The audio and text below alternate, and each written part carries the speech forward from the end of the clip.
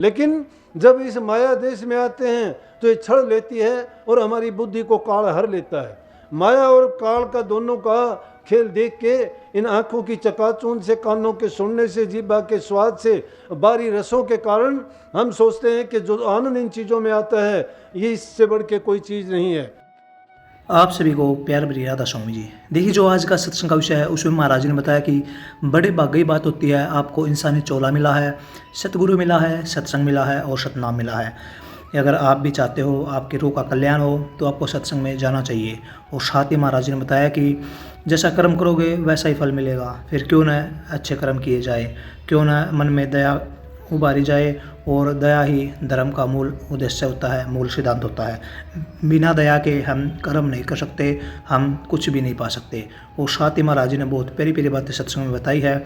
महाराज जी ने बताया कि हम अपने जीवन को किस तरह कल्याणकारी बना सकते हैं और किस तरह हम अपने जीवन में आगे बढ़ सकते हैं। तो चलिए, आपका कीमती समय लेते हुए सत्संग को शुरू करते हैं। कृपया सत्संग को पूरा सुनकर पुण्य भागीदार अवश्य बनिए।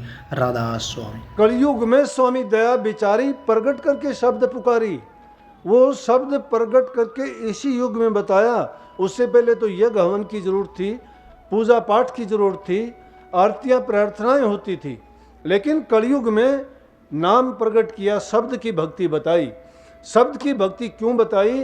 कि वो आम आदमी के लिए ऐसी सरल तरीके हैं उसके कि उसको कोई भी कर सकता है, 8 साल का भी और 60 साल का बुजुर्ग भी। ये कोई बहाना नहीं कि मेरी उम्र नहीं है या मैं कर नहीं सकूंगा, ये नहीं है, वो नहीं है, ये कोई बहाने नहीं। जिसको चिंता है अपनी रूह की, जो चाहता है अपने जीवन का पूरा फायदा उठाना, या जो उस उद्देश्य को पूरा करना चाहता है जो हमने वायदे किए थे गर्भवास में। माँ के गर्भ में होते हुए हम ये प्रण करके यहाँ बाहर आए थे कि प्रभु मुझे इस नरक से बाहर निकाल, मैं आपकी भक्ति करूँगा, भक्ति करके मैं उस पद पे पहुँच जाऊँगा, फिर दोबारा से इस संसार में ना आना पड़े। लेकिन जब इस माया देश में आते हैं तो ये छड़ लेती है और हमारी बुद्धि को काल हर लेता है। माया और काल का दोनों का खेल देख के, इन आंखों की चकाचौंध से, कानों के सुनने से, जीभा के स्वाद से, बारी रसों के कारण हम सोचते हैं कि जो आनंद इन चीज़ों में आता है ये इससे बढ़ के कोई चीज़ नहीं है। और यूँ करते करते ये जीवन चला जाता है और हम अपने जो कीमती चीज़ लेके साथ में आए थे उसको खो बैठते हैं। और वो कौन सी थी? वो चीज़ थी कि ये जीवन रूपी थी। एक एक सांस लाख लाख मोल का है, इसकी कोई कीमत नहीं है। क्यों नहीं है? कि जब सिकंदर मरने लगा, कहते हैं कि उसने 20 कोस का खजाना भर लिया था दुनिया को लूट के, और आखिरी वक्त जब आया तो कहने लगा कि मुझे कुछ समय नहीं मिल सकता, क्या मैं मेरी माँ से मिल लूँ मरने से पहले? बोले कि अब कोई इसके आगे तेरा जोर नहीं चल सकता, चाहे कुछ भी कर ले, अब तो तुझे जाना ही पड़ेगा। तो मौत की दवाई किसी के पास भी नहीं है, लुकमान हकीम के पास भी नहीं मिली। कहते हैं कि इतना बड़ा हकीम था कि अगर एक बार वो मरीज पर दृष्टि भी डाल देता तो भी ठीक हो जाता। तो एक बार एक राजा जिस राजा उसके टाइम में एक राजा था, उस राजा को क्या हुआ कि रोग लग गया, बड़े बड़े वैद्य बुलाए गए तो उसको भी बुला लिया लुकमान हकीम को, और कहने लगे लुकमान जी आप देखो ये किसी दूसरे वैद्य डॉक्टर से इनका इलाज नहीं हुआ। तो उनको जब वो देखने लगे, देख के उन्होंने जो उसके पास अच्छी से अच्छी दवाई थी वो दवाई दी, लेकिन राजा के दस्त थे वो दस्त बंद नहीं हुए।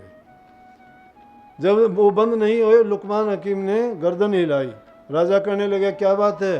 अब राजाओं का तो हुक्म चलता था, उनकी मर्जी से जो काम नहीं होता सिर कलम करवा देते थे, परिवार को ख़त्म कर देते थे, तो निरंकुश होते थे, तानाशाह होते थे, उनको कोई दया उनके दिल में नहीं होती थी। क्योंकि जो रोज़ाना लड़ाइयाँ करते थे, लोगों को सज़ा देते थे, उनके दिलों में पाप कर्म जो ऐसे करते करते पाप बोध नहीं रह जाता उन लोगों के दिलों में, नहीं था। तो लुकमान से कहने लगे कि मेरा इलाज जानबूझ के नहीं करता, कहने लगा मेरे साथ चलो। राजा को नाव में बिठा के ले जाके दरिया के बीच में लेके गया जहाँ पानी बह रहा था। वहाँ जाके लुकमान ने एक वहाँ पुड़िया दवाई की डाली, डालते ही पानी वहाँ पर जिस प्रकार से बर्फ़ जम जाती है इस प्रकार से एकदम पक्का फर्श हो गया। कहने लगे इसके ऊपर चल के दिखाया उसने, लुकमान ने, कि मैंने ये एक पुड़िया डालने से पानी पूरा का पूरा ये पुल बन गया, इसमें नदी का पानी बांध दिया, मैं आपको ऐसी ऐसी 6 पुड़िया दे चुका। इसलिए जब उनसे आपका इलाज नहीं हुआ तो आपका बचने का खाना नहीं, आपका परवाना आ गया, आपको जाना पड़ेगा। चाहे मेरा कुछ भी आप करो, लेकिन बात सच्ची यह है कि मौत के सामने किसी का जोर नहीं चलता। इसी टाइम उसी वक्त से एक कहावत शुरू हो गई थी कि मौत की दवाई तो लुकमान हकीम ने भी नहीं पाई। कहने का मतलब जो मौत का हलकारा जिस दिन आ जाएगा, गुप्त रूप से आएगा, लेके चला जाएगा, पूछेगा नहीं, बताएगा नहीं, शरीर को नहीं छेड़ेगा, कुछ नहीं करेगा। वो अलग बात है कि कोई कारण बन जाए, कोई दुर्घटना हो जाए, वो अलग। नहीं तो कबीर साहब कहते हैं अरे मन रहना होशियार, एक दिन काल सिपाही आवेगा। काल सिपाही है वो, ना इस गढ़ को तोड़ता है ना फोड़ता है, ना इससे उसको काम नहीं है, लेकिन ले जाएगा। और ले जाने के बाद में तुम्हें खोज भी नहीं मिलेगा, कहाँ गए, किस रास्ते गए, कहाँ पे जाके रुके, कोई आज तक उसको खोज नहीं पाया है। किसी का कोई कितना ही प्यारा क्यों ना हो। इसलिए वक्त रहते हुए अगर ये नाम की कमाई करके जीते जी मरना सीख जाए, जीते जी अपनी उस जगह को ढूंढ ले कि मरने के बाद मुझे कहाँ जाना है, कहाँ रहना है और मेरे साथ क्या बीतेगी, उस चीज़ को देखने के लिए ही संतों ने नाम का रास्ता बताया। इसलिए वो नाम का रास्ता गुप्त गली जो ऊपर की ओर जाती है, बाकी के रास्ते बाहर खुलते हैं, लेकिन वो रास्ता अंदर में है, उस पर चढ़ना भी बड़ा कठिन है। ओगट बाट बाट रपटीली है, ओगट घाट है, वो बहुत संकरा रास्ता है, उसमें कीड़ी का पाँव भी नहीं टिकता है, लेकिन रूह के पाँव नहीं है। रूह को चलने के लिए किसी चीज़ की ज़रूरत नहीं है। रामायण में तुलसीदास ने लिखी है, चले बिन पर सुने बिन काना, कर बिन काम करे विधि नाना, अनन रहित सकल रस भोगी, बिन रस ना वक्ता बड़े योगी। चले बिन पैर, उस मंजिल पर बिना पैरों के चलना होता है। चले बिन पैर सुने बिन काना, बिना कान के सुना जाता है वो। कर बिन काम करे विधि नाना, बिना हाथों के अनेक प्रकार के काम करता है। आनंद रहित, बहुत आनंद है वहाँ, सब प्रकार के रसों का भोग है। हम तो इन बाहर के रसों को क्या मानते हैं, ये रस तो सब निक्के फीके हैं उसके आगे। जब वो शब्द रस किसी को मिल जाता है, योगी लोग तो काफियों की ये क्रिया थी, मानता हूँ उससे उनकी मुक्ति नहीं हुई, लेकिन क्रिया ये थी कि जीव को मोड़ के ताड़ों में उल्टी लगा लेते हैं और ऊपर से जो उस रस की बूंद आके गिरती है उसी का पान करके उसी में मस्त हो जाते हैं। तब करते करते उनकी ये क्रिया है। लेकिन वो शब्द रस जब ऊपर से झड़ता है और उसका जब ये सूरत पान करती है तो उसमें आनंद रहित, सकल रस भोगी, बिना आनंद, आनंद से रहित है वो। जैसे मैंने एक शब्द में लिखा है कि वहाँ जो पानी पड़ता है ना वो मीठा ना खारा। मैं एक दिन खुद ही सोचने लग गया, मैं पानी मीठा भी नहीं खारा भी नहीं तो कैसे पानी होगा। पानी क्या है, लिखा भी मैंने कि वो वहाँ से जो पानी बहता है अंदर में, ना वो मीठा है ना खारा है, तो है क्या, वो जो है वो है। उसका कोई व्याख्यान कैसे कर देगा कि वो कैसा है। इसलिए कही कि आनंद रहित सकल रस भोगी, बिन रसना वक्ता बड़ी होगी। और वहाँ बिन जबान के योगी सारे के सारे बखान करता है, प्रचार करता है, व्याख्या करता है, सारी चीज़ों का खोल के रख देता है कि कौन क्या है। इसलिए उस रास्ते पर चलने का सीधा मार्ग सुरत शब्द का योग है, जिसको आपको आसानी से बताया जाता है, लेकिन हम तो उसका सुमरण तक भी नहीं करते। नाम को सुन लिया गुरु से, सोच लिया कि नाम मिल गया, लेकिन मैं कहता हूँ जब तक नाम लेके नाम की कमाई नहीं की तो वो इस प्रकार से हो जाएगा कि जिस प्रकार से कि किसी को अगर पारस पत्थर दे दिया जाए और कह दिया जाए कि ले ये लोहे पे लगा के सोना बना लेना, तेरी गरीबी दूर हो जाएगी। और वो करता क्या है कि पारस पत्थर को ला के रख देगा घर में और उस सोने लोहे से छुएगा नहीं, क्योंकि वो उसको करना नहीं चाहता, सोचता है कि काफ़ी दिन है अभी तो, लेकिन वो कुछ दिन के लिए दे के गया है। जैसे बात तो ये थी कि एक नदी के किनारे पे एक गरीब झोंपड़ी करता था, कोई थोड़ी बहुत चाय चुए बेच लेता। एक ऋषि वहाँ से एक आता था रोज़ाना, जब भी आना जाना होता तो नदी के परले पार जाता था। उसने हालत देख के संतों के दिल में दया होती है, उस पर दया आई, अपनी झोली में से पारस पत्थर निकाल के दे दिया। कहने लगे ले भाई मैं 1 महीने बाद आऊँगा, और इससे तू लोहे को छू देना, वो सोना बन जाएगा, कितना ही सोना बना लेना, तेरी गरीबी दूर हो जाएगी। मैं काफ़ी सालों से देखता हूँ तू गरीब है। कहने लगा जी ठीक है। उसने क्या किया कि वो रख ली, और रखने के बाद में रोज़ाना बाज़ार में जाता है, लोहे के भाव का पता करता है।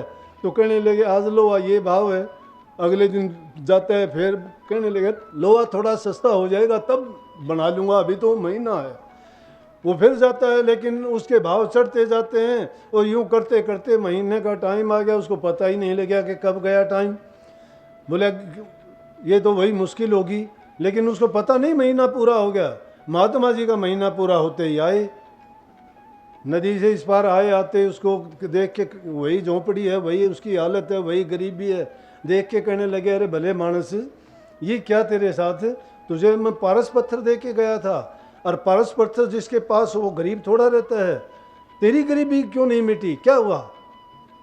कहने लगा जी क्या बताऊं, मैं तो बाज़ार में गया तो रोज़ाना लोहे के भाव चढ़ते रहे, मैंने सोचा लोहा थोड़ा सस्ता हो जाएगा तब मैं ये करूँगा, और वो लोहा सस्ता नहीं होया, बढ़ता ही चला गया।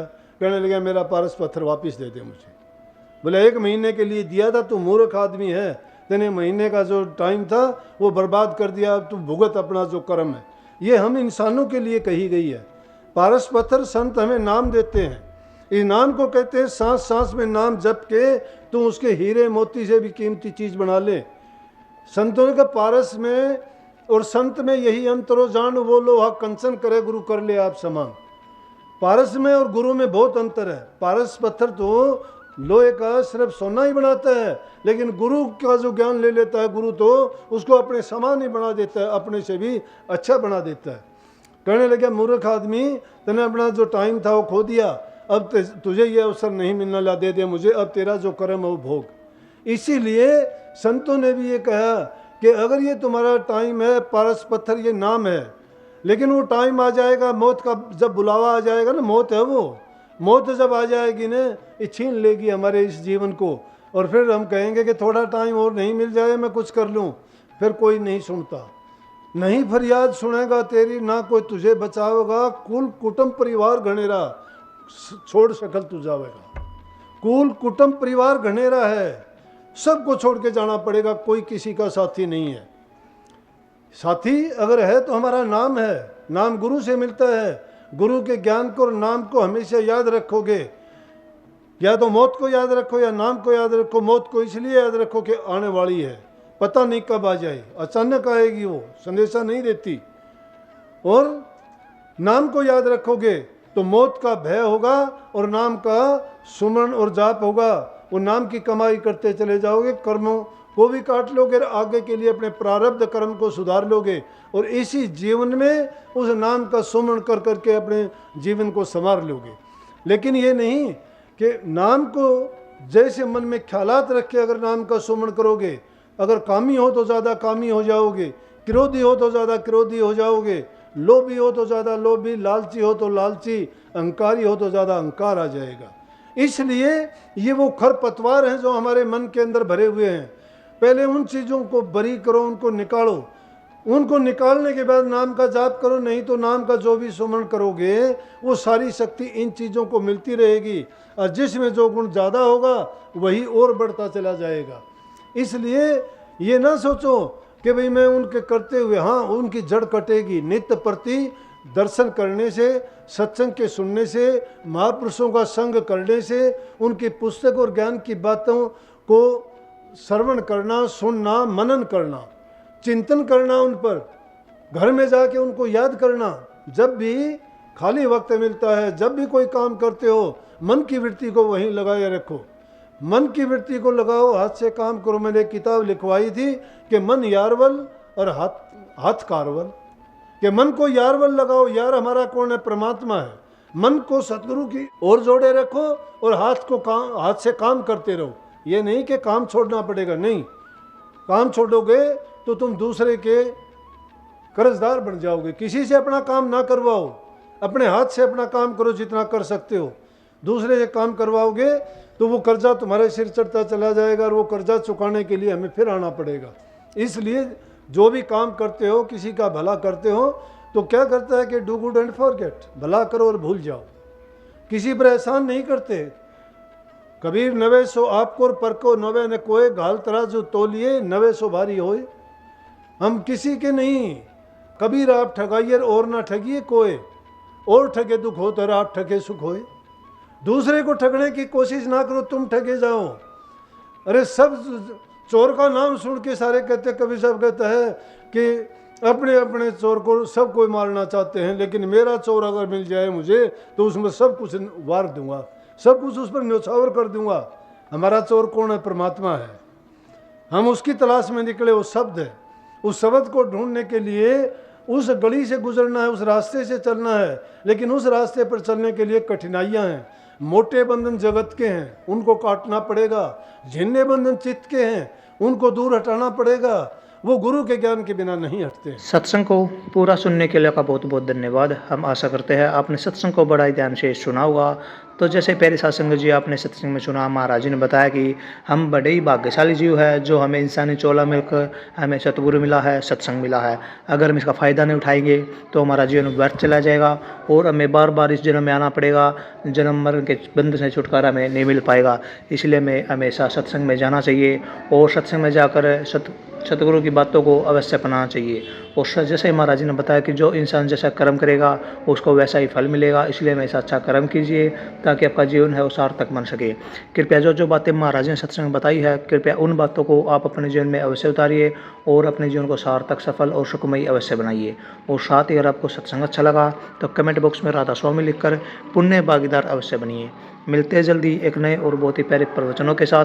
तब तक के लिए राधा स्वामी।